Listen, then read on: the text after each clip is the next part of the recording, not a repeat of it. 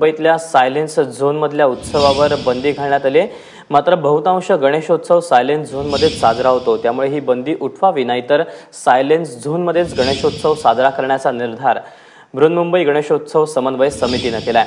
आणि याबद्दल अधिक बोलण्यासाठी आपल्यासोबत नरेश दहिबावकर, अध्यक्ष जे आहेत बृहन्मुंबई गणेशोत्सव समितीचे, ते स्वतः आहेत। सर, नेमकी आपली काय मागणी आणि यावर कशा पद्धतीने तोडगा काढला जातोय?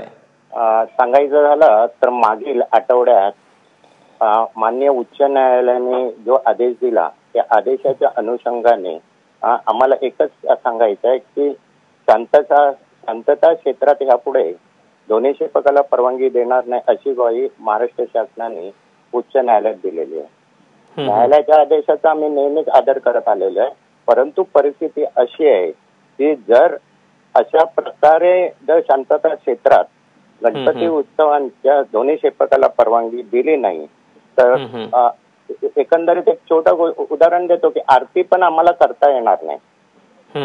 म्हणजे मला एकच सांगायचं आहे, गेली 2 वर्ष समन्वय समिती केंद्र शासनाकडे एन्व्हायरमेंट ऍक्ट अंडर काही प्रपोज अमेंडमेंट करते आहे, अमेंडमेंट देते, पाठपुरावा करते, मुंबईच्या खासदारांच्या मार्फत आम्ही पाठपुरावा करतोय, तर त्याच्यात सुधारणा होत नाहीये। न्यायालयाने आपलं जे काम आहे ते व्यवस्थित केलेलं आहे, परंतु राज्य शासन किंवा केंद्र शासन याच्यात लक्ष द्यायला पाहिजे होतं।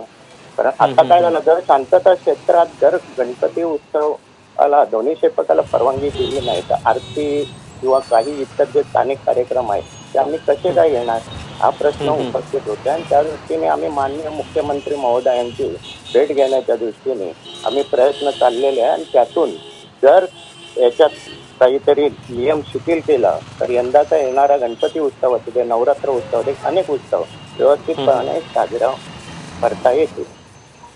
निश्चितच सर, धन्यवाद दिलेल्या माहितीबद्दल आणि प्रतिक्रियेबद्दल।